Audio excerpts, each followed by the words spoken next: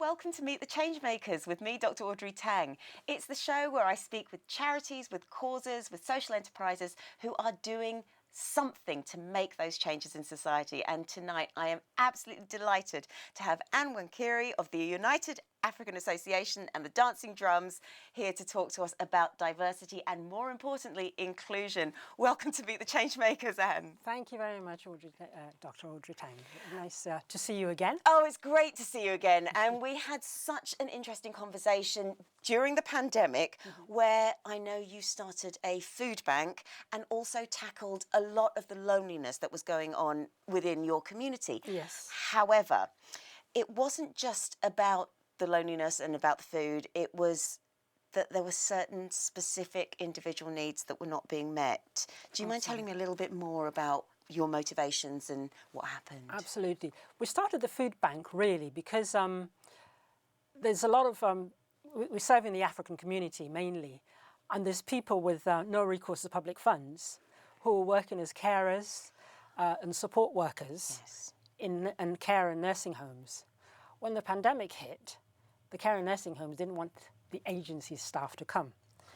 And it meant because they had no recourse to public funds, they weren't getting the benefits, income had dried up basically. Yes. So then they needed food.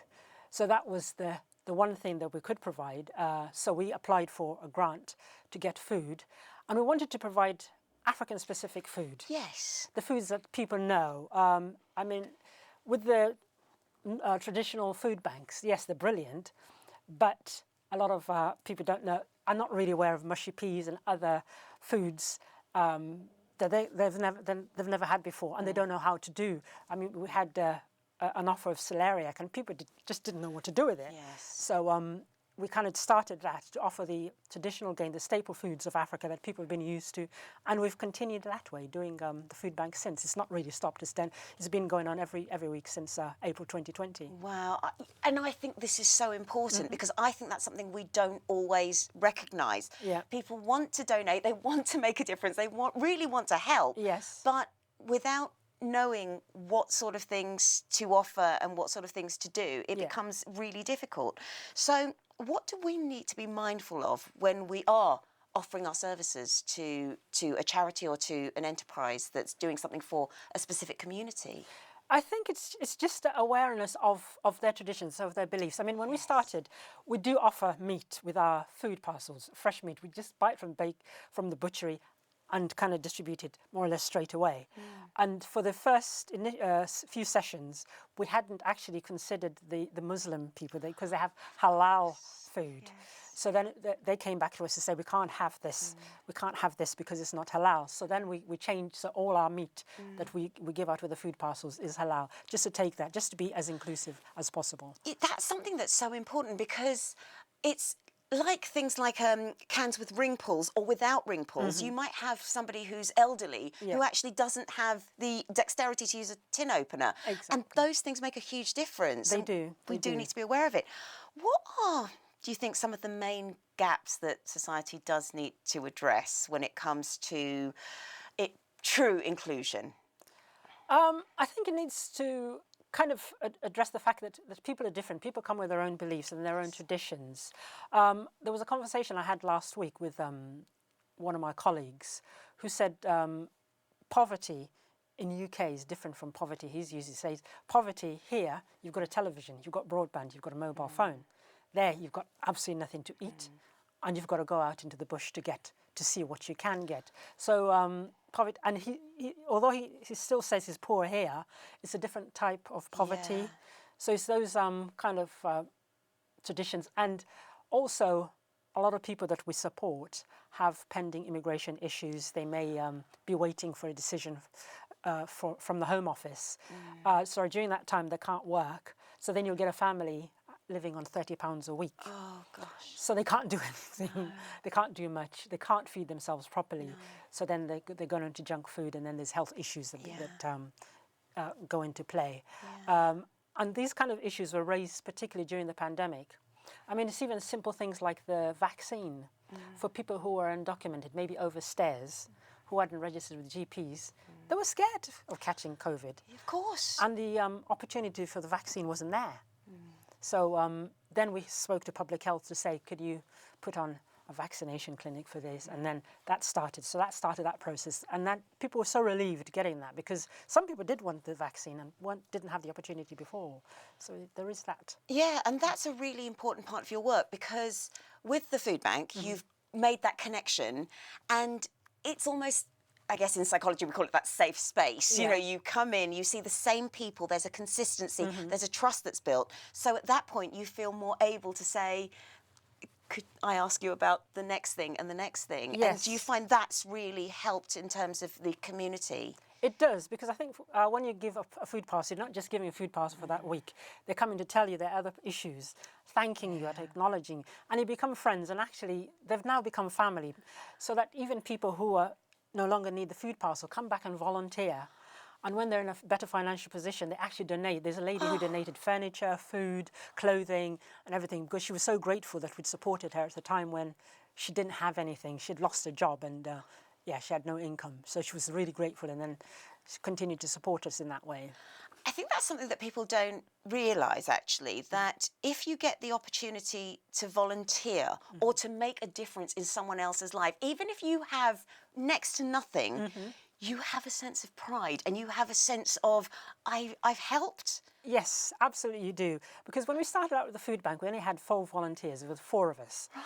And then we had to keep asking. And I remember going to churches and other community groups, basically phoning around, asking for volunteers. We don't have to ask for volunteers now. In fact, sometimes we get too many people coming on a Saturday, but we don't have to ask for volunteers. Whereas we used to have to ask for volunteers to come in, but now there's like we've got a bank of about 80 volunteers now ready to help with the food bank, which is fantastic. Yes, really. this is wonderful. And that's all part of well-being, isn't it? Because people are getting out, Yes. they're talking, Yes. and that's a huge thing, because of course loneliness was massive in the pandemic. People were Exactly. very isolated. Yeah. And I know myself, when I first started going out to things, I'd forgotten how to converse with people. Yes, You know, yes. we first met over Zoom when we first Exactly, had an interview, and you almost wait for that little green box to appear. Yes. How do you find that that's really lifted everybody's mood and spirits and everything, being able to come together? It has really, because during the lockdown, there weren't many places people could go, but volunteers were like, oh, we're glad this is the one place, and they reconnected with each other. Then you could hear Swahili going on in the food bank, you could hear Shona and other languages going on while the volunteers are kind of talking to each other. We're socially distancing, but there's conversations going on, and it's like, oh, I haven't seen you for ages, kind of thing. So it was really, really important to them, and they've continued. A lot of them have gone back to work, but they've continued to come in to volunteer. They've continued kind of helping us develop the organisation. Yes. And really just come on board and come with ideas of what to do next. You talking about languages, it's just struck a chord, because I think that's really important, that people are able to converse in their mother tongue, in their own language. It makes a big difference. It's so exhausting when you're having to translate something in your head and then retranslate your answer back. Yeah, That yeah. must be such a relief for Oh, people. it is a relief. It really is a big relief. I mean, you find somebody maybe coming to the food bank and they've got limited English. But then if you find somebody from there, then they open up and then they're interested and they come and it's like, oh, what can you suggest English classes? So then we go to the council and say there's adult learning, can you bring some English classes on board? And then the council is saying yes, because we want to reach out to the African community who have difficulty reaching out too. Yeah. So it's a great way to do this. I think volunteering is key. I think. It really is, and language is key. I've got a friend who is working to bring in Chinese calligraphy as a form of therapy, because that connects with the Chinese community, where sitting one-to-one and talking about your problems is not the way it works. Yeah. Now, another aspect of your well-being and another aspect of community is the dancing drums. Yes. Tell me a little bit about those, please. The Dancing Drums is an African drumming group who meet weekly, and it's free sessions where anybody and everybody's invited to come along and to kind of learn African drumming rhythms, but also have a go if they've never done so. Yeah.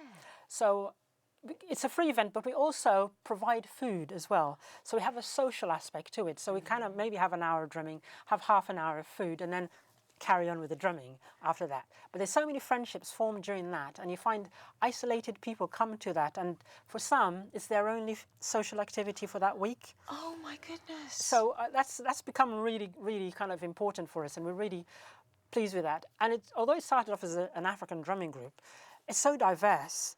We've got people from Poland, we've got people from Latvia, we've got Scots, we've got people from Pakistan. Amazing. We have got from Morocco, so they're all in the group. And it's brilliant because everybody brings a bit of it to the African drumming group. And Yes. It's fantastic. You bring that bit of culture and you learn from each other, you talk to each Absolutely. other. Yes. That's so wonderful. And we do have a demo from the Dancing Drums. Tell me a little bit about the piece that they're going to play. It is Bobo Foley. So we try and do West African rhythms. And actually, the leader of the group is actually Portuguese. So he comes and teaches us the different rhythms. And then we kind of go through them together. And we're happy to perform at events throughout the county. Often for free, sometimes just for a small fee to cover our fuel costs. But we're happy to do that. And it's a sense of team building. So, and you'll find people who've never been on stage before kind of enjoying the buzz of going out there and pleasing the audience and kind of getting the audience involved and getting them dancing and getting the great feedback after the performances. So we really love it. Well, we are going to talk more about music and well-being and building confidence. Yeah. But let's hand it over to the Dancing Drums.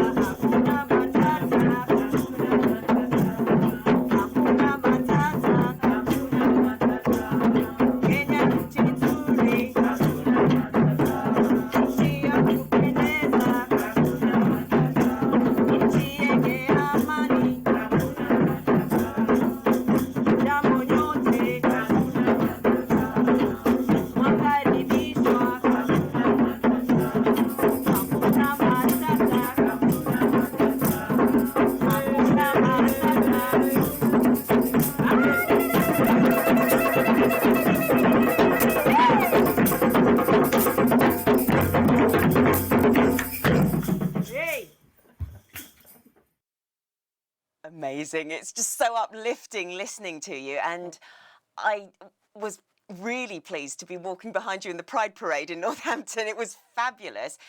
Tell me a little bit more about the people in the group because it's so diverse. The people in the group are quite diverse. They come from kind of different countries, they come from different cultures and different levels of knowledge. So there are some experts, some people who've been drumming, some people who are in professional bands, and then the total novices that are there. And we always welcome people, always kind of we try and make them feel welcome, so they can come back again. And we're happy to teach them from the beginning and then so they can learn a rhythm. And even though sometimes we also invite them on stage, even though they might be new, and even if they just use a shaker on stage for their first time, and then while they're learning more complicated patterns, we love having them kind of on board. And it's such a thrill to be on stage, actually, because you're right when you say it builds confidence. I know through teaching drama, Yeah. you might have one line in a play, but you do it and you feel the applause, you feel the atmosphere of being there, Yeah. and it's wonderful. So you must see people suddenly just walk a bit taller and really get a sense of achievement. Absolutely, we do. One of our members is a shy gentleman. And the first time I went on stage, and we did it at Diwali festival on the market square in front of like hundreds of people. And he came off and says, "That was brilliant. It's the first time I've ever been on stage. I never thought I could do it, but I've done it, and it feels really great." And then he had great feedback from, because it was a televised performance at the time. Then he had his friends ringing up, and he was so pleased and so chuffed. And what a thing to do for your Yeah. first performance. Did you tell him? Yeah. I love that. Yeah. And that's just one aspect of how music really builds our well-being. What other benefits do we get from it? Yeah, it's just there's also the friendship that's formed within there. So you have you're learning together, and you just have the social chats, and then you decide to go to another gig elsewhere, and then you go along, and then there's festivals, weekend festivals, so then people go to those. So the friendships that are formed, and it's just kind of learning a skill as well, and then just showcasing not only African culture but wider culture. So we kind of go to multicultural events, and then take part in them, like the Diwali festival, and we have been invited to the Albanian Community Festival, which is happening in a few weeks' time, I believe. Yeah. See, that's fantastic, and then you might get more people joining in. Exactly. Do you find that the music and the styles change as you get different cultures brought in with their influence as well? We do. Although it's mainly African, we do try and incorporate others, because somebody will come and say, like we've got a gentleman from Bangladesh who'll come and say, can I show you something? And then we'll try and go for that. And then a gentleman from Morocco will say, I'd like you to try something, and we're kind of up for it, really. Yeah. I love that, because also that takes confidence to teach as well. I think that's exactly. brilliant. And another aspect of working together as a team and performing as a team is that trust that you have to get between the two of you or the three of you or whoever on stage, because you're doing something, and then if something goes wrong, someone else has to pick up. Do you find that you bring that sense of galvanisation, you get everyone together? We do. And if somebody makes a mistake, then we kind of smile at each other. So then there's that reassurance that it's not the end of the world. It's something we're doing for fun. It's something we're doing for enjoyment. And that's really the most important thing to us, because it's a community thing. It's not about profit or anything. It's about community enjoyment. And that's why we kind of call it the African community group. And that teaches so much, doesn't it? Because so many times when we join something or we do something, it's that adult mindset, I must get it right, otherwise everyone's going to laugh at me, or it's going to be awful. Whereas that's not the case. No. It is just, do you know what, have fun, enjoy this, try something new. Yeah. Have you had anyone who has started on like a rattle, and then suddenly they're doing something? Absolutely. They really surprise us. It's like you come off and you think, oh my goodness, I didn't realise you're that good. You kept that quiet, kind of thing. And it's like, no, I just thought I'd try it. And it's like, it's brilliant. It's absolutely brilliant. I think that's great. And how do you find all of your work has helped build that bridge between people who have perhaps felt overlooked or felt marginalised or felt unseen? Doing the work and kind of the recognition does help to have media. So coming to interviews like that really kind of raises our profile. Then it lets other people know about us who may have been marginalised, who may have had been kind of victims. We do come across really horrific stories of people, modern slavery, domestic abuse, especially for people who've got immigration problems, where they may have suffered in silence for 20 years or so, and then get to find out about us, and then slowly kind of open up and tell us, and then get involved. So it's nice to see that transition from somebody who may have not had a legal status, and then we encourage them to apply for that. Maybe somebody who's not been working, a victim of domestic abuse, who's suffered for years and not even sought medical treatment because they don't have a GP. Then they come and tell us their problems. So then we try and help them find housing, help them food, and then encourage them to come and volunteer. Then we say, oh, by the way, we're drumming. Come and have a go. And it's like, oh, yeah, I used to do this years ago. Then they join, and then they open up. and then once they start with immigration, once you start the Home Office, once your application is in there, there's a kind of reassurance it's off your chest. Yes. Oh, gosh. There's a decision waiting to come, but in the meantime, you're no longer illegal. You're in the system. So then there's that relief.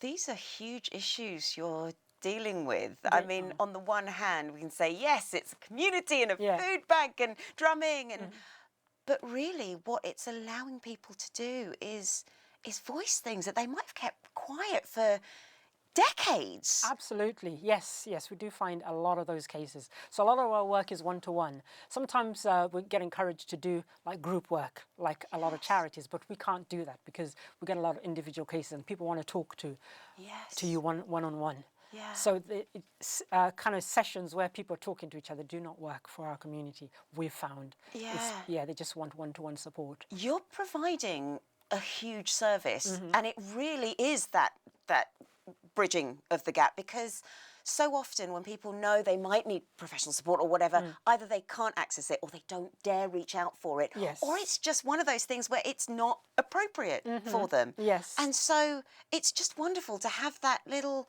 place where they can trust somebody, and that consistency.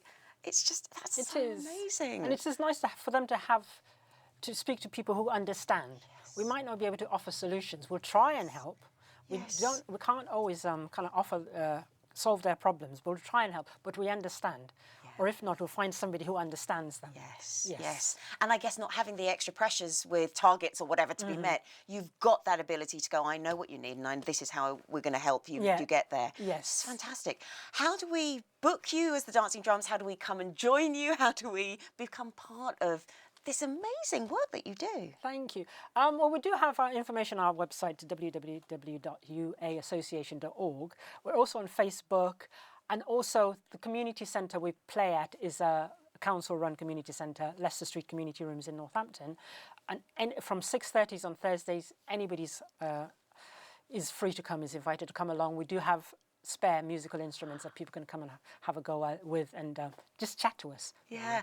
And that's why it's so great to have you on here, Anne, because they'll see you. Yes, they'll meet absolutely. you. And this is sometimes what people are scared of is, I don't know if I pick up the phone who it's going to be on the other end. Exactly. But, you know, you've seen her. Yes. She's and she's amazing. And you've seen her play as well. Now, if you have one message about the importance of social change, making a difference in the community, what would that be? I would say volunteer. Volunteering just brings so much joy, I think. You learn so much from it. Yes, you might not get paid, but even for those people who may not be working, it's a skill. They learn something from it. They develop friendships. They meet other people. They meet other organisations, and it's so eye-opening to be part of a charity. I mean, I used to work in the private sector, and then I kind of tried this, and then I can't go back to the private sector. This is where I belong, I feel. So that's why I'm so passionate. Would you believe, like 10 years ago, I could never speak. I could never do public speaking. No. And then I started volunteering, and then and now I'm running an organisation. Yes, and representing it as well. Exactly. Fabulous. Exactly. Oh my goodness. Thank you so much. It's been wonderful to speak with you. And next week I will be speaking with Alessandra Bester of No No Coco, also on the subject of inclusion, because she works specifically with people with a diagnosis of autism. But this week, from Anne and myself, please volunteer, reach out, really build your social connections in that way. And we do have the amazing Dancing Drums playing us out today. Thanks for watching. Here you go.